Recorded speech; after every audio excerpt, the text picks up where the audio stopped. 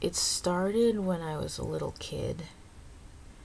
And forgive me if my thoughts are kind of all over the place. I have disorganized thinking. It started when I was little. Let's say, I want to say 10 years old. I was molested, and that went on for like a decade. It just stopped recently, and it was bad. It was really bad, like incestuous and like really bad.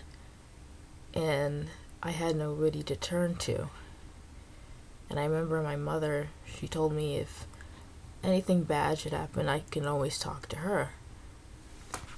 So the day that I finally got the courage to speak to her about it, she killed herself. So I never got to talk to her about it. And I kept it to myself. I didn't tell anyone. I haven't really told anyone besides my dad. Nobody else really knows. And so I kept it to myself, and as the years went by, I started to get really depressed. And people would say, "Oh, you have depression, you have this, you have that." And I would say, "No, I'm not mentally ill, I'm just tired." J'ai découvert hier, je pense, une youtubeuse américaine qui est schizophrène. Et je trouve que c'est très intéressant. Bah, moi, ça m'intéresse parce que bon,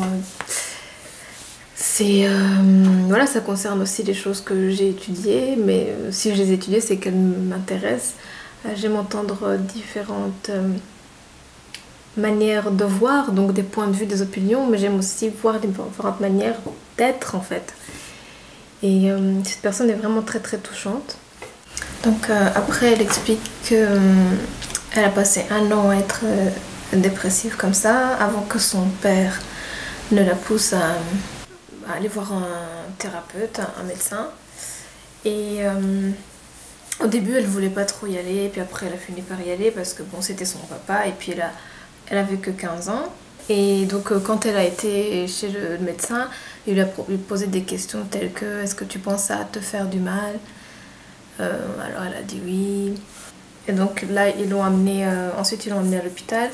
Et quand ils l'ont emmenée à l'hôpital, là, elle leur a dit qu'elle entendait des voix.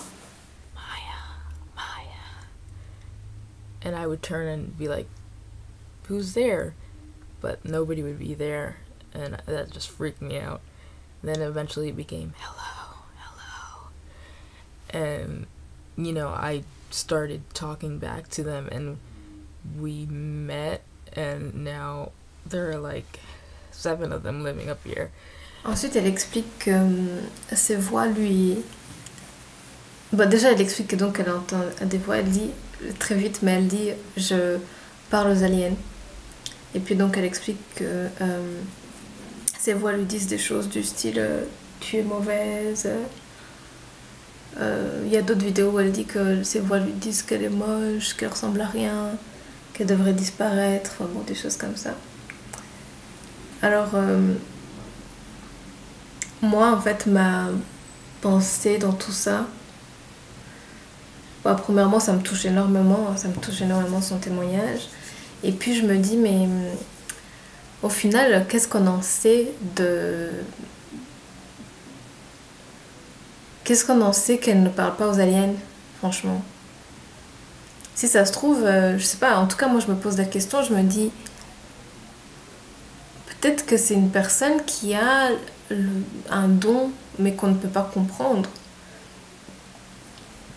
Puisque la majorité des personnes sont normalement constituées, il n'y a que les extrêmes qui sont incompris. Les extrêmes inférieurs, entre guillemets, je sais pas, les retards mentaux, des choses comme ça, on arrive à les déceler et on les comprend puisqu'on est au-dessus, tu vois. Mais tout ce qui nous dépasse, tout ce qui est au-dessus de nous, peut-être qu'on ne le comprend pas et qu'on préfère le caser ben, oui, ils sont fous, voilà, je sais pas. Moi, en tout cas, je me pose la question. Puis, bien sûr, l'autre question, c'est par rapport aux médicaments. Voilà, dans mes cours de psychologie, on avait. Donc, la psychologie, c'est différent de la psychiatrie, hein. Les psychiatres sont médecins d'abord, ils peuvent prescrire des médicaments. Là, je confonds avec l'anglais medicines. Donc, les médicaments. Et les psychologues ne peuvent pas prescrire de médicaments. Ils ne peuvent pas prescrire, par exemple, une période de temps de repos, un mois, 2 mois, enfin voilà. De certificats médicaux, c'est ça que je dis. Ils ne peuvent pas prescrire de certificats médicaux. Mais ça n'empêche que dans le parcours, dans les études, on apprend la psychopharmacologie, la psychiatrie, on a des cours comme ça. Parce qu'on peut tout simplement être amené à faire avec des personnes qui sont sous médicaments ou à devoir déceler des psychoses. Donc voilà. En tout cas, tout ça pour dire que j'ai touché au médoc, etc., comment c'était fait, les différentes molécules. Et la chose dont je me souviens, la chose fondamentale, moi, qui m'avait touchée et qui m'avait posé question, c'est le nombre de symptômes, d'effets secondaires, ou ouais, de symptômes non désirés, si on peut appeler ça des symptômes non désirés, suite à la prise de ces molécules-là. C'est une catastrophe. Ces médicaments, c'est vraiment... ça ne devrait même pas porter le nom de médicament parce que c'est... Mais en tout cas, la chose essentielle à savoir, c'est que il y a énormément d'effets secondaires, des effets secondaires qui sont souvent même plus nombreux que ce que c'est censé faire de bien. Et que les personnes en viennent bien évidemment à prendre des autres médicaments pour combler les effets secondaires. Et la raison pour laquelle on continue à donner ces médicaments-là, c'est pas parce que ça aide les personnes qui les prennent, c'est juste parce qu'on les met dans une prison, qu'on arrive à les contenir. Mais ce ne sont pas des médicaments en tout cas qui aident les personnes qui les prennent. C'est ça que je voulais dire. Donc voilà, après, est-ce que c'est une question de temps avant qu'on y arrive ou est-ce que tout simplement il faudrait faire autrement? Je sais pas. L'autre question aussi, c'est par rapport aux prisons. Elle dit, donc suite à un incident qu'elle avait eu, des voix qu'elle avait entendues, que des fois elle peut être dangereuse, des fois elle a des envies non seulement de se faire du mal à elle, mais elle a aussi des envies de faire du mal à d'autres personnes quand elle est dans ces crises, un peu de paranoïa, etc. Et elle dit, mais moi, si on me mettait en prison, ça me serait pas bénéfique parce que si je suis dans mon état un peu où je perds pied, je me rendrais peut-être pas forcément compte. Et puis, j'ai besoin d'être soignée, j'ai pas besoin d'être en prison, quoi. Et tout à fait, elle a tout à fait raison. Puis elle dit aussi, le nombre de personnes qui sont en prison il y a une grande majorité qui sont probablement des malades mentaux. Donc, pas des malades mentaux au sens commun, c'est un malade mental, il a tué quelqu'un, mais vraiment des personnes qui présentent des psychoses et qui en sont venues à perdre pied, à faire du mal à quelqu'un, tuer quelqu'un, se faire du mal à elle-même, enfin avoir des comportements donc marginaux, quoi, des comportements qui sont contre la loi. Mais en fait, ce sont des personnes malades à la base, ou en tout cas qui ne fonctionnent pas comme nous, des gens normaux, on va dire. Les extraits que tu as vus, c'est la première vidéo, en fait, sa toute première vidéo. Mais il y a 2 jours, j'ai regardé, mais encore maintenant, je suis en train de les regarder. Mais en tout cas, je l'ai découverte il y a 2 jours. J'étais très très émue et j'ai directement pensé à faire une vidéo, mais on va dire que c'était pas, j'aurais pas pu, il y avait trop d'émotions de mon côté, donc voilà, il fallait attendre un petit peu. Quoi qu'il en soit, je trouve que ça pose des questions intéressantes et je trouve que c'est très très intéressant de tout simplement voir le propre témoignage des personnes atteintes de schizophrénie ou d'autres troubles ou d'autres...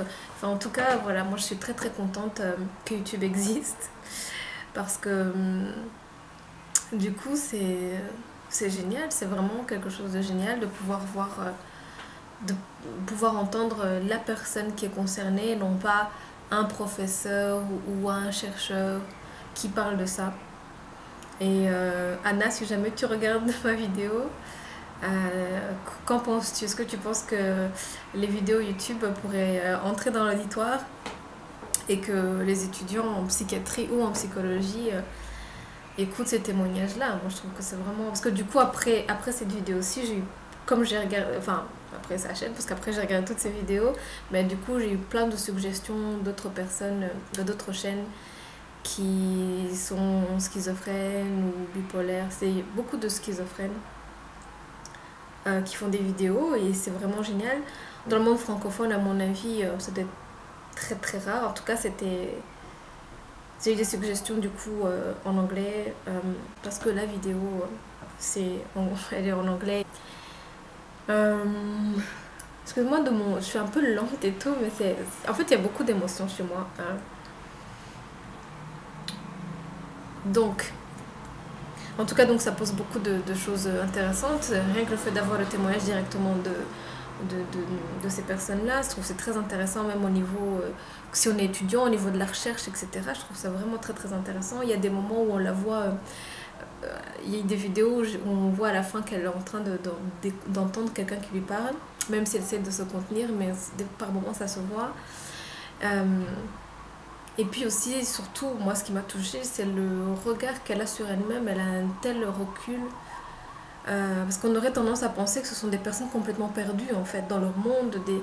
J'imagine qu'il y a des moments aussi elle est comme ça. Parce qu'elle l'a dit, il y a une vidéo où elle dit que pour elle venir et comme ça s'asseoir devant la caméra, ça lui demande beaucoup d'efforts. Et qu'elle doit prendre quand même des médicaments pour se calmer et tout ça. Et je trouve que justement la démarche, il faut l'encourager. Et, voilà.